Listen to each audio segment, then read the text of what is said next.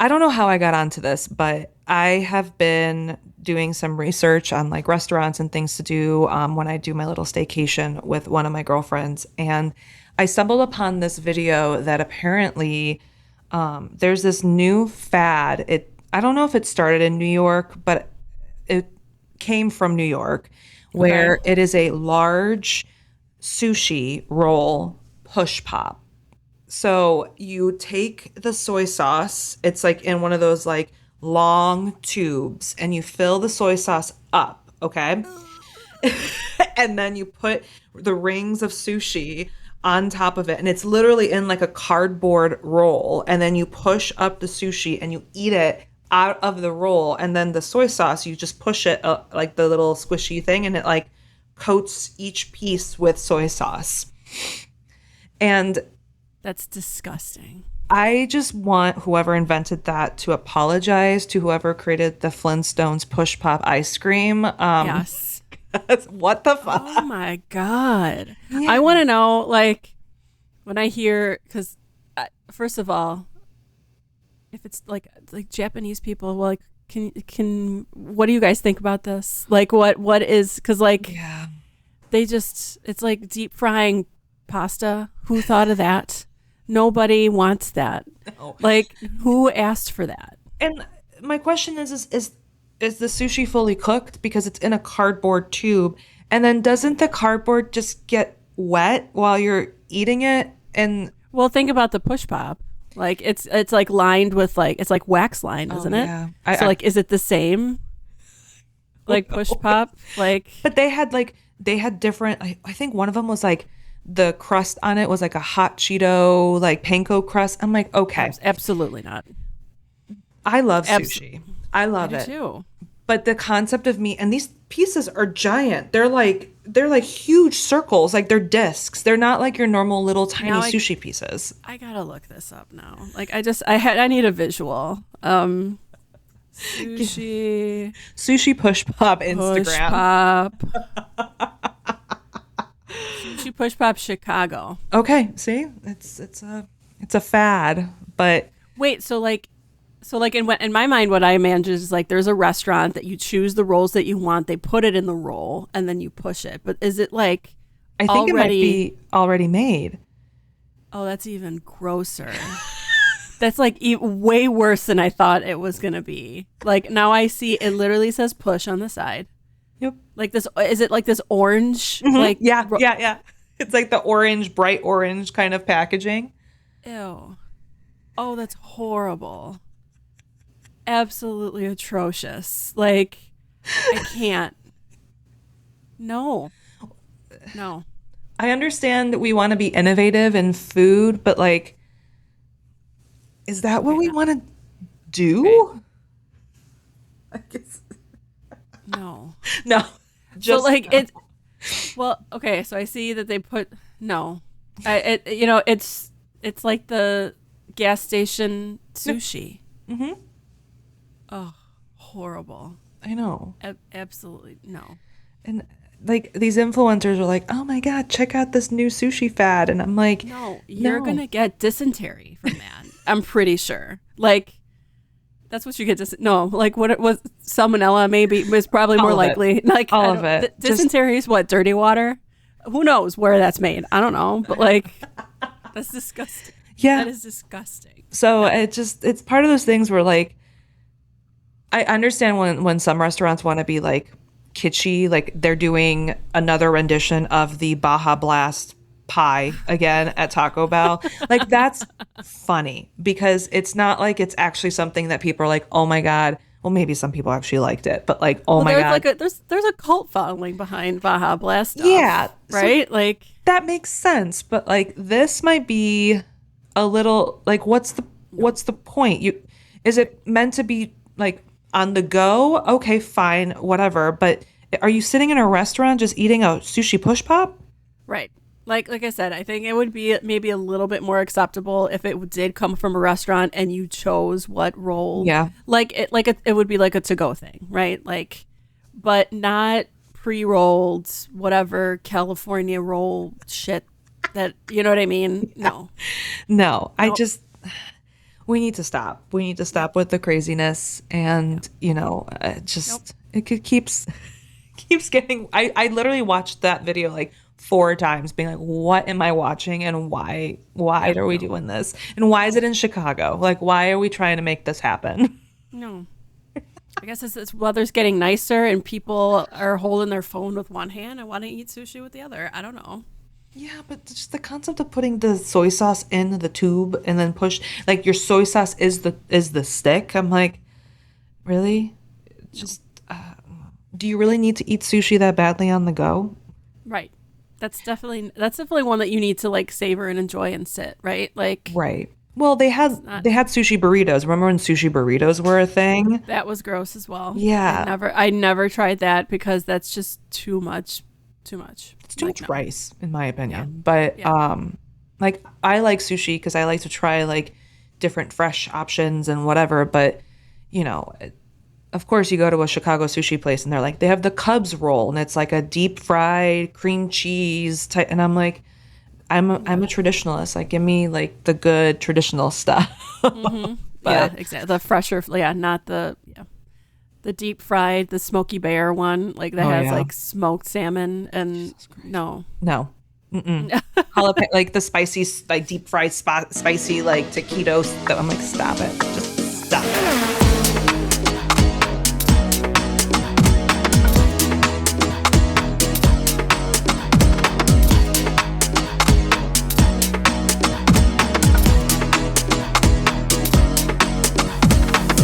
But speaking of deep fried, we are in Texas for IndyCar, so we probably should get started though.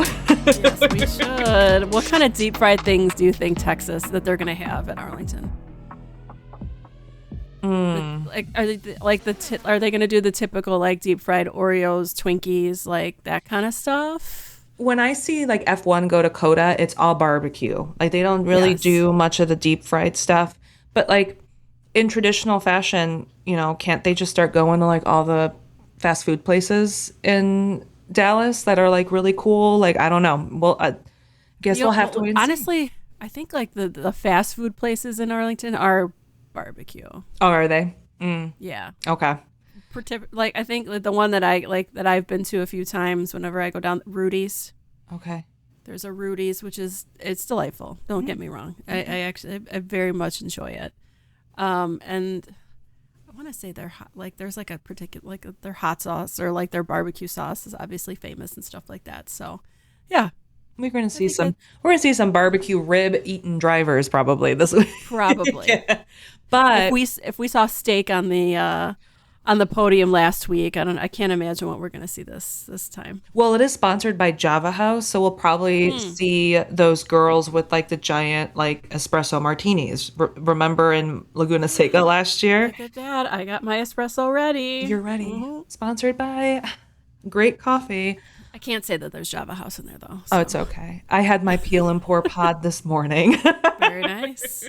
Very nice. Which, before we get into news, my coworker actually saw me, like, I kept bringing these boxes to work, the Java House pour peel pods. She actually bought me like a little like 12 pack for like Employee Appreciation Day. She's like, I see that you drink these. I didn't know what they were, so I Googled it and I bought you one. I'm like, oh, thank you. Well, how nice of her to I think of you like know. that. So I'm like, That's pretty cool. oh yeah, I was like, oh, I just gave Java House another customer because they're like, oh, I didn't know about. I'm like, yep. Oh, people who also created Splenda. Yeah. And they're like, Nice. why do you drink this coffee? I'm like, IndyCar. Yeah. They're like, Been it's a influenced. sponsor. Yep. Yes, you have been influenced. And also they have some pretty awesome commercials actually. Oh, Have yeah. you seen like they're hilarious. Give Ed more commercial time. I think he would be really good in more commercials. And Alex did good. I feel like when he's into it, he's actually pretty like charismatic on camera. Yeah, right. Like it's kind of you when you're at work, you have a work personality, and when you're personal person, Yeah. you don't want to show it. So he can fake it pretty well. Oh yeah, we all have a customer service voice. We Come sure on. do. We do. We absolutely do. All right, so just some news before we recap Phoenix. So speaking of Arlington, they have changed the qualifying format for Arlington to be for the Fast Six only, so not for the first or second round. They're going to do a single car like qualifying for the Fast Six. So one car Okay. will go in and do a lap, and the fastest lap gets pole. Just which one lap. just, I believe, yes, just one lap. Well, there probably will be a warm up lap, but like one hot lap, right? Okay. But I just find that interesting that they're trying different qualifying formats. The track that I've seen, it is pretty tight, like Detroit. So I do wonder if they didn't want it to be like full on, carnage. Yeah. But apparently they used to do that back in the day in IndyCar, where they did like a single lap shootout for qualifying. So So is it this just going to be for this track, or is it going to be moving forward for the rest of the season? just going to be for Arlington for right now. Okay. So That makes sense. I think yeah, we'll see. sounds like it was more of like maybe a safety thing or something like that, like you said, with tight corners and yeah. Yeah. We know what happens in Detroit with that first turn and stuff. Yeah. So. Oh my God. Yeah. It's just like concrete wall central. But we'll see, because if it does, it doesn't look like it's going to rain in the forecast. It looks like it's actually going to be a pretty nice weekend in Texas. If it was going to rain, they would go back to like the old school format, what they would all go out on wet tires. But so we'll see what happens with it. I think it might be a good idea just because it's only 6 cars and it creates a little bit more like, oh my gosh, is he going to get it? Like very similar, like oval qualifying where you're like just watching one car go, okay, he's got it. Or, oh crap, he doesn't have it. And then if someone does hit the wall or crash, it doesn't impede anyone else's lap. So it's going to be like pure talent, pure pace. So That makes sense. I yeah. think, We'll see. We'll see something what to tune in happens. for. So Yeah. that sounds great. Yeah. So we got news that Connor Daly is going to be racing with DRR, right? And for the Indy 500. So that's exciting. I know we see him now that he's announcing for IndyCar, right? For Fox and things like that, which is, he took the Jack Harvey route, which Jack Harvey is going to be his teammate too. Yeah. I think having Connor around, doing like all of the Fox, like he did like a social media takeover for IndyCar and Fox on Instagram. Like he's doing content for them.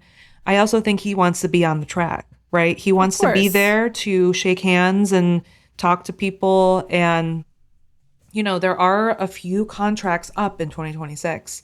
So him being at the racetracks and things, like he could hopefully start maybe putting Rubbing his name out elbows. there. Yep. We are now approaching the 3rd race of the season.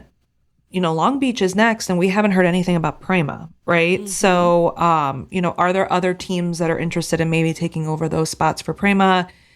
Connor, I think, is playing the long game here, right? That he'll do a little mini Hollywood Jack and then, do the 500. But I'm glad that he'll be there because I feel like the Indy 500 without Connor Daly, it doesn't feel right. It does not feel right. Because he's raced, how long was he racing? Like, was he consistently racing? I saw something like, I think like throwback from 2013 to like now. So has he been racing that long? And then this is the first time he doesn't have a seat? No. So it's happened a few times for Connor where he hasn't had a full-time ride, but has done the 500. So I think it was 2 years ago, maybe 3 years ago, he didn't have a full-time ride. He only did the 500. There were times where he was the reserve driver for a few races for a team, right? So I think he's joked that he's raced for every team on the grid outside of Prima except Penske and Ganassi. Like he always jokes, he's like, I've been in every race suit basically on the grid. So he's been racing for a pretty long time, right? But it always came down to just sponsorship and deals coming through and not having enough funding for a full year and all of that fun stuff. So That's a shame. I know. Because we know, especially and I'm glad at least he'll be in the Indy 500, the hometown boy. Everyone wants to see him on the track. So anytime Connor comes out during driver intros or leads at one point during the 500, all the Hoosiers in IMS are like hooting and hollering for him. So it'll be good to see him. And, DRR has looked good, right? We had outside of, the heartbreak last year from Ryan Hunter-Reay and things, they look pretty decent. So, having Jack and Connor in good machinery, it might be something goodness. Could you imagine you don't have a full-time ride and you take a one-off entry and you win the 500 and you're just like, Yeah. like, That would be wild. oh, that would be too wild. Juncos, you messed it up, Juncos. Yeah. How's that going for you, by the way? But I know I'm very excited for him. With us being already, it's crazy to think that we're already 3 races into the season, because normally with IndyCar, like we have St. Pete and then just such a long break before the next one. But we're starting to see like Penske is still a little unstable with like 1 week they're great, 1 week they're not. Then you have Arrow McLaren just kind of just there, like they're always in the top like 10, but they're not. I don't know what it is in the beginning of every season for McLaren, but it's like they struggle. They really struggle to podium those few races. It's like they have to dust off the cobwebs. But Andretti, outside of Will Power, they're doing pretty good. Like Ericsson is fighting for a contract and decided to show up to work and race, and Kyle is doing great too. So yeah, I don't know. We'll see what happens, but Will needs a Etsy witch. Right. I was going to say, I don't know what it is about the 26 car that like maybe it's just absolutely cursed, because we saw that all last season too, like just random shit that was happening with Colton in that car. So yes, Etsy witch, somebody needs to sage the 26 car. We need to get a Tibetan monk to fly to Indianapolis to like really just clean out all the bad vibes. I don't know what it is, because I hate to say it, but Colton went to F2 and yes, like he crashed in practice, I think. But I think after that, he like removed all of the bad juju and started doing okay. So I'm like, it has to be the 26. It is the 26. But Phoenix was chef's kiss. Wild. Oh my God. I think like one of the big shocks was that Palou was in the wall. And like, within the first few laps, and we're just like, was that on purpose? Did somebody just like pay somebody off to make that happen? Like Renus here. Because like, right? Yeah, I think so, because I don't know. I feel like somebody was joking about it. Like, well, if Palou wasn't here, like then we would actually have racing. So like, somebody did something there. Listen, we know Dale didn't pay you very well last year, Renus. So here's a couple bands. No, I will admit it. When Palou may or may not have crashed and was out, I may or may not have smiled a little bit and went 100%. Oh, okay. So now we can race. Now we can. Yeah, we don't have to. We can watch it and like not really know what's going to happen, or just let the cars like see how they fall and stuff, right? So it was very, like I said, that was pretty good. It was lovely getting to see an oval before the 500 on the calendar. It really gave us short ovals, I guess, are, they're not exactly like a super speedway like IMS, but it gave us some insight into who has their oval package pretty much either solidified or cleaned up from last year, right? We think about the coins, right? We had Roman and Dennis Hauger kicking ass in St. Pete. Yeah, and they then did. They get to Phoenix and Roman didn't even start. You know what I mean? And Hauger kind of was there. Speaking of Dennis Hauger, him not hitting the wall and flipping the car around. And like driving backwards for a while. Like I was like, that has never happened before, right? No. Like bad fucking ass. Like that took like ice in your veins, because you're just like, I got this. Right. I know. So that was cool to see that you're just like, you deserve the seat that you're in. You deserve to be in this series. So good for him. Yeah. Good for him for not crashing the car. And I'm sure Dale was like, oh, thank gosh. It's like, oh God, thank God we don't have to write another check to Delara. Like, yeah, exactly. Oh my God. But it was just from an overall like fan perspective, like Fox is going to have to start doing more double headers with NASCAR at races like this. We had, We had almost at least 1.5 million people at one point watching Phoenix, which is huge. If you compare it to the 2018 numbers, 2018, 704,000 people watched, which means that's a 391% increase in viewership alone by just going to Phoenix.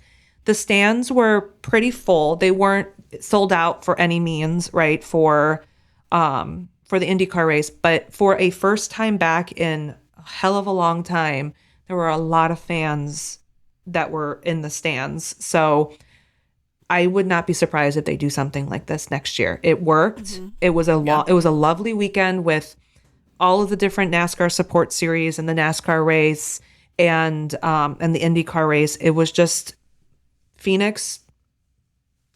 Good job. Keep it up.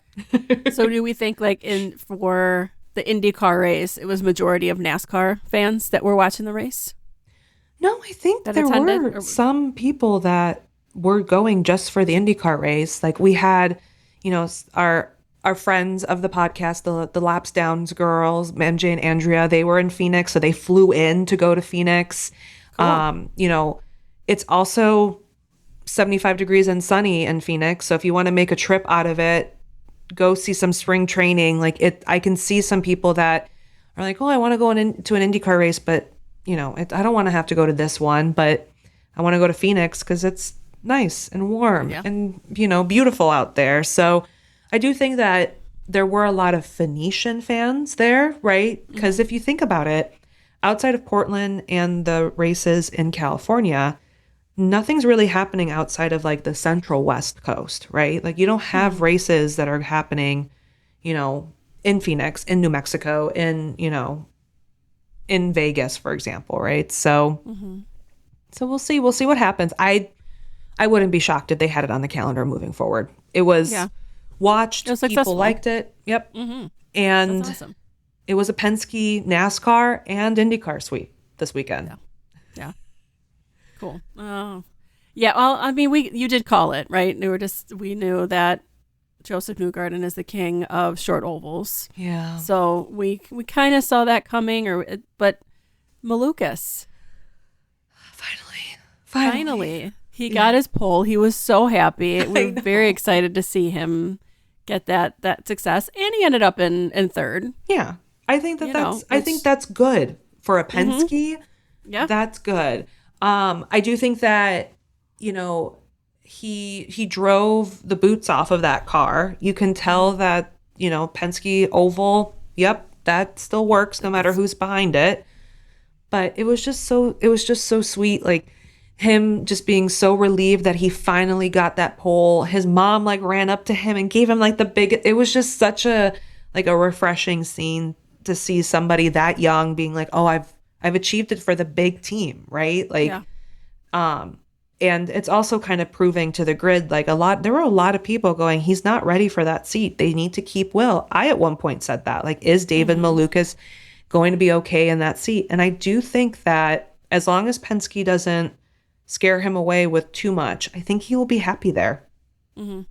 So yeah, this seemed pretty promising that he was so successful and things like that. And maybe this is a little boost that he needs to, for at the beginning of the season, and hopefully it follows through for the rest of the season. Listen, they have Joseph, Scotty, and David doing social content together. Is David going to be the mediator to undivorce Scotty and Joseph and bring them back together again? Is he going to be the glue? Because over the last few years, Will was kind of doing his own thing. Joseph was kind of doing his own thing. Scotty was doing his own thing.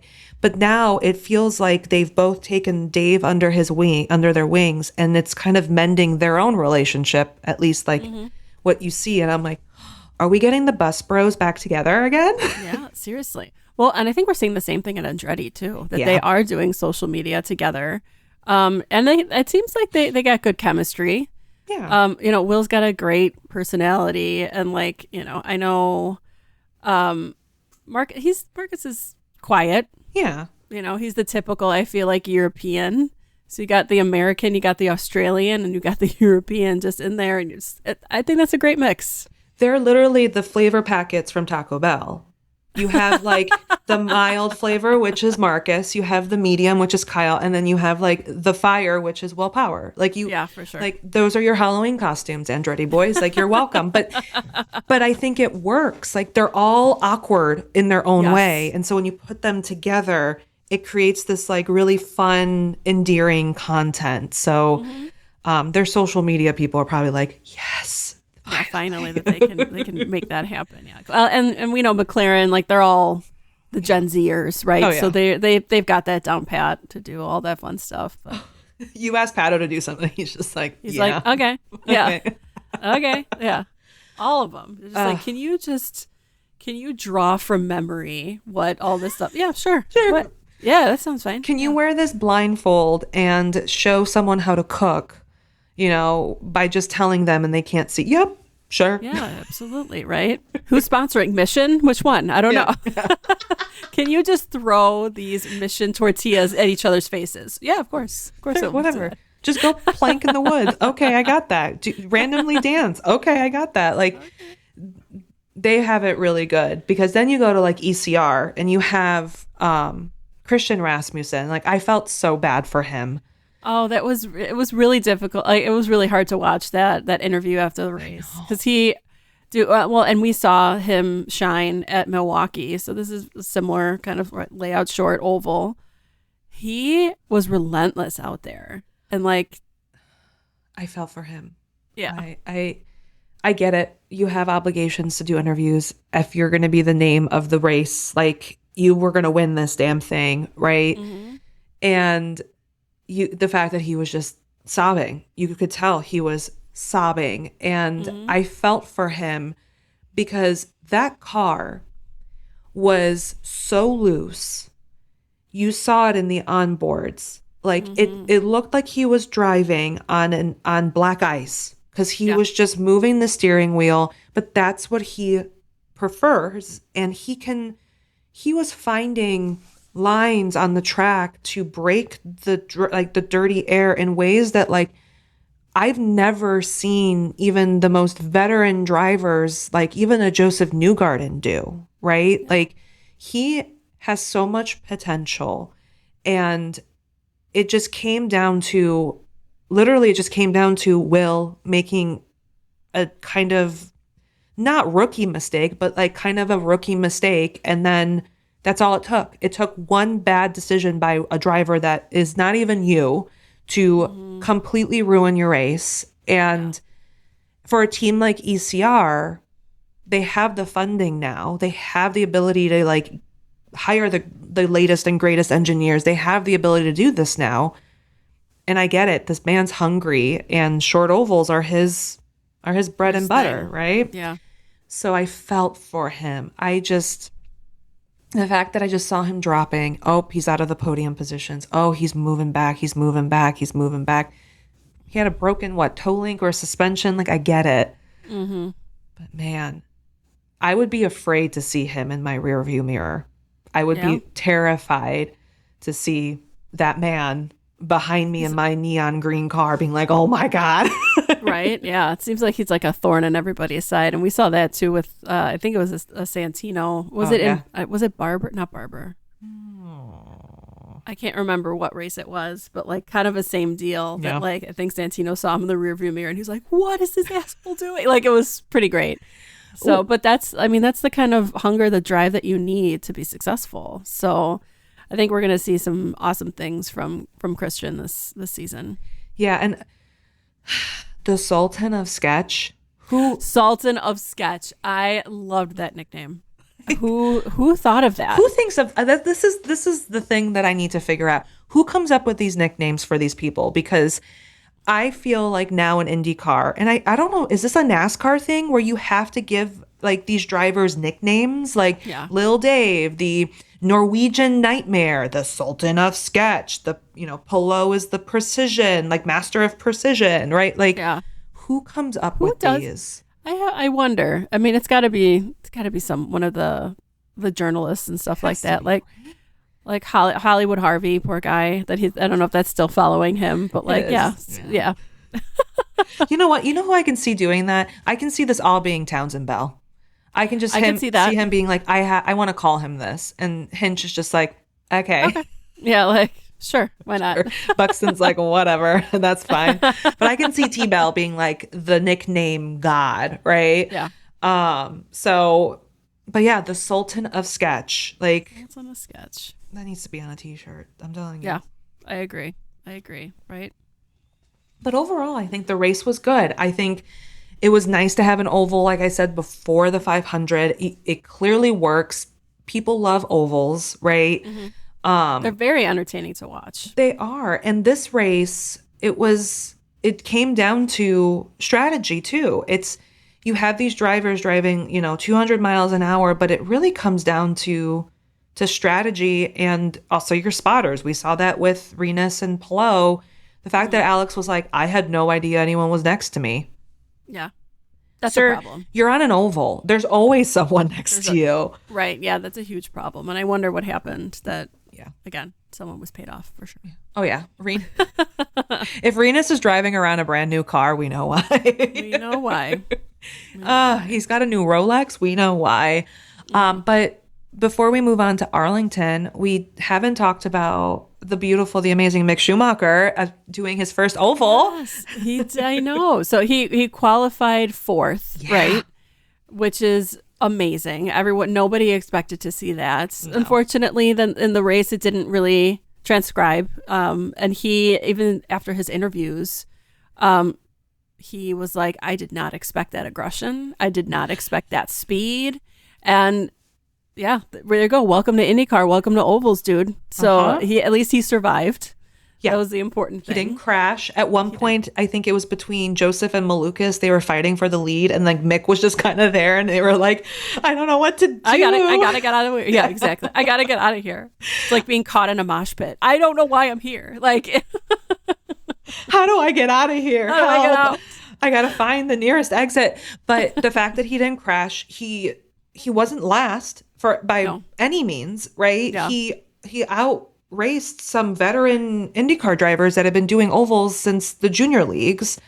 So I don't know, what is it with like European race car drivers when they first come to IndyCar? Like it's that beginner's luck of like Schwartzman and even like Marcus Armstrong. Like they gravitate naturally to an oval when it's one of the most terrifying things to do. They end up always doing really well in the beginning, like right out the gate. And I don't know if it's just beginner's luck, but yeah, it's crazy.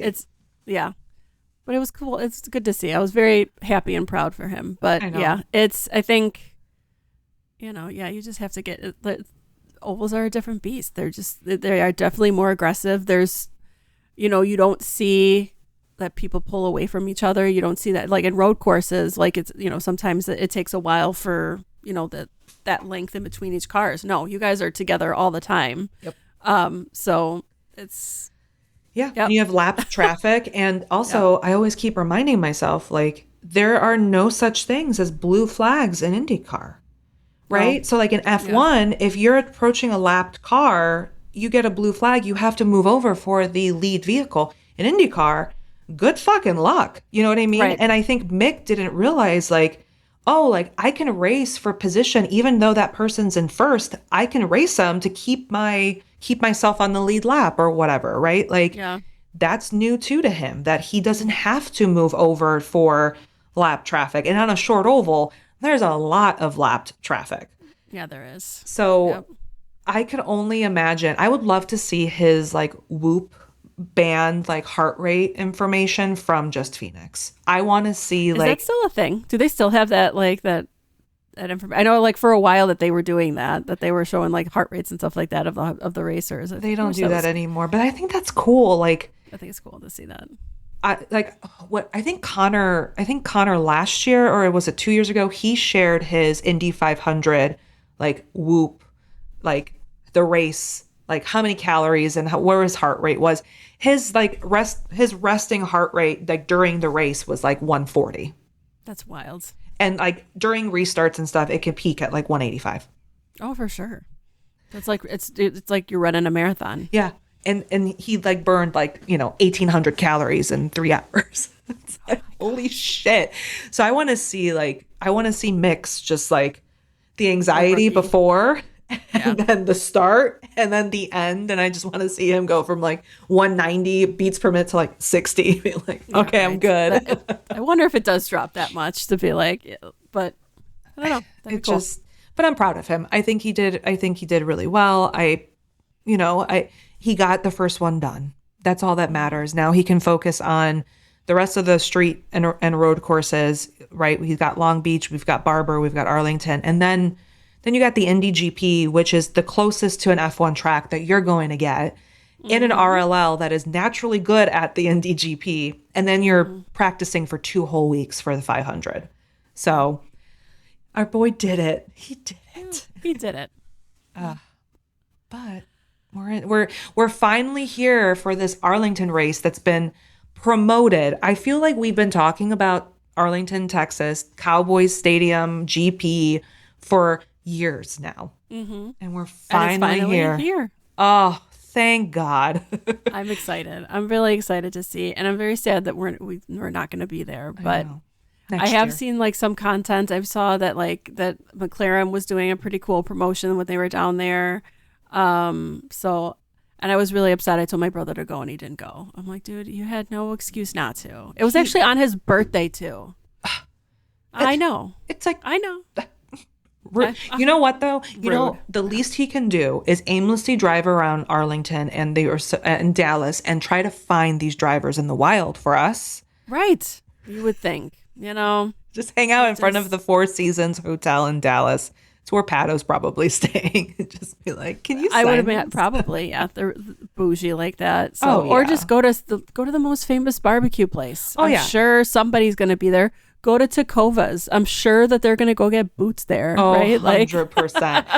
Pato showed up today in like cowboy boots and this like for sure. all black fit and like a cowboy hat. And I'm like, this is the closest to a home race he's going to get. So he's going to be out on the town. Your brother cannot fail us. He needs to find. I know. And like there's places in Dallas, they're so bougie. Go have fun. But I still can't believe like the track itself looks like a pot. It's just like handle with It a big does. chunk. But it's got one of the longest straights of the entire season. It's 2.73 miles and it goes around the Cowboys Stadium as well as the Texas Rangers, which is the baseball team. So it really goes through like the main hub. Like it's really truly the Mecca of Dallas. Let's be honest here. It's the Dallas fucking Cowboys. Like Jerry Jones is, a king there. Yeah. So And it is notorious that when there is a Rangers game and a Cowboys game, that they're just rolling blackouts throughout the city because they're all powering both of those stadiums.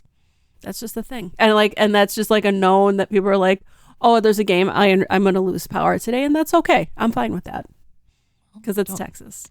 don't have your own power grid. Love, Monica. Just gonna leave it there. Leave it at there. But what's interesting is Arlington will have a split pit lane, just like Detroit. So you're gonna have you're gonna have a double-sided pit lane, which that's very fun to watch when you see during the pit cycles. They all come in and they just go and they just split in. I would prefer that on all street races. I think that would be like, then you create like, you don't have this long line of cars like in St. Pete. You have just 12 and 12 or whatever, 15, 15, right? So, but the race itself for Indy Next is also racing there. So for Indy Next, it's 27 laps, which seems like a short race, but it's a 3-mile track. So, but I was gonna say, I know the only longest track is Road America next, and then this one. So okay, and it's 73 miles for Indy Next, and it starts at 11 o'clock Eastern on FS1, and then for the IndyCar race, it's 70 laps, which is 191.1 miles, and it's at 12:30 Eastern on Fox. So we'll see what happens. Practice is kicking off. Qualies with that Fast 6 shootout. We'll see what happens there. It's great that Indy Next is also racing there. Like none of these drivers for Indy Next have ever raced there. So no matter if you're a rookie or if you're, your third year in the series for IndyCar or for Indy Next, this is a blank slate, clean piece of paper to make your mark. And maybe we'll see some, a Dennis Hauger podium, maybe, like something crazy, because you add Detroit style street racing, it's going to be carnage. It's going to be over the top. Dallas Cowboy cheerleaders everywhere. It's going to happen. Yeah, this is going to be a huge event. So I mean, and usually I feel like in these road tracks, Hondas are going to dominate, right? So I hate to say it. Who we paying off this week? Yeah, right. Exactly. So if something's going to happen to Palou or something like that, but like honestly, I mean, in my book, it's going to be Palou. I have a feeling that Alex will do well because I feel like Alex has been studying this track more than anyone else. Probably. I don't know who I was listening to, what podcast. I'm blinking. Was it Hinch and Rossi? Where they were talking about how they were on the same flight as Alex Palou, and throughout the entire flight, he was just watching, data and track and the race, and he wasn't even watching like shows. He watched maybe one show while still looking at data on the flight. Yeah. This man probably has run the simulator on this track like 400 and 500 times. And that is terrifying to that. So I have a feeling Alex is going to have a good race. I think Kyle Kirkwood will continue trying to strive to be the king of the streets like he was last year. Andretti tends to do well in these, concrete wall jungles of street circuits. So maybe Will uncurse himself in Texas. I hope so. That would be nice to see. So we'll see. We'll see what kind. I don't know. It will be. I really do hope that it doesn't turn into remember the first Miami F1 race and how corny and kitschy and super leaned in. Granted, this is a population, the American population likes that kind of stuff. The Europeans in F1 were like, there's no water in this marina. And we're like, we know. Yeah, you're like, no shit. We got the notorious Chuck Leclerc on that. We did, yeah. But yeah, I think, with the fan base and being in Texas and things like that, I think, Jerry doesn't do anything small. No, and one of the main reasons why we stopped racing at the Oval in Texas was because no one was coming to those races. The biggest piece of feedback drivers were always saying was oh, come back. Why did you ever leave Texas? How dare you leave the Texas Super Speedway, blah, blah, blah.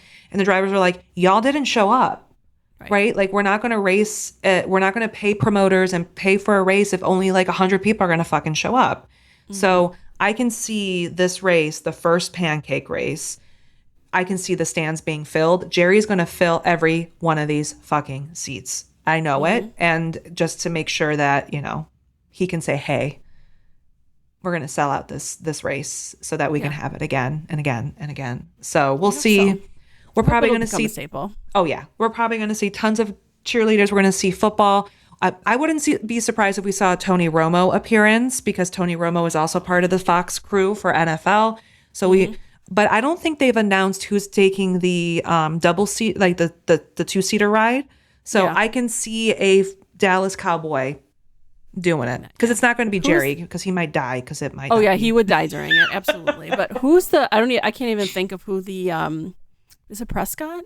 Dak Prescott, the quarterback. Is the quarterback, right? Yeah, but I don't even know how these guys fit in these fucking cars. That's what I was thinking. I'm like, sometimes I look at these guys and I know it was for St. Pete. I forgot who it was. It was a football player too, right? Oh, I think so. But they're so big. Yeah. And how do they fit in those 2-seaters? It just there has to be boggles my mind. Two-seaters. I feel like there has to be one, or they just don't have there's no tub. It's just you sit in.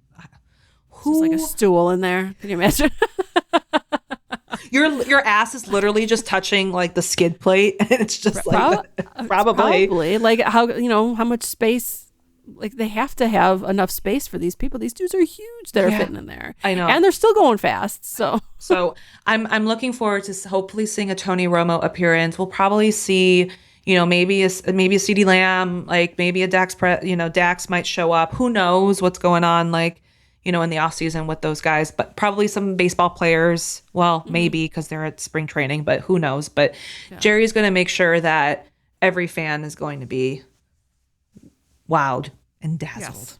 Yes. So I'm excited. I'm hoping that we have a good race just like Phoenix, and it's crazy to think that we've been in back to back races. I know. We went from nothing to it's fun.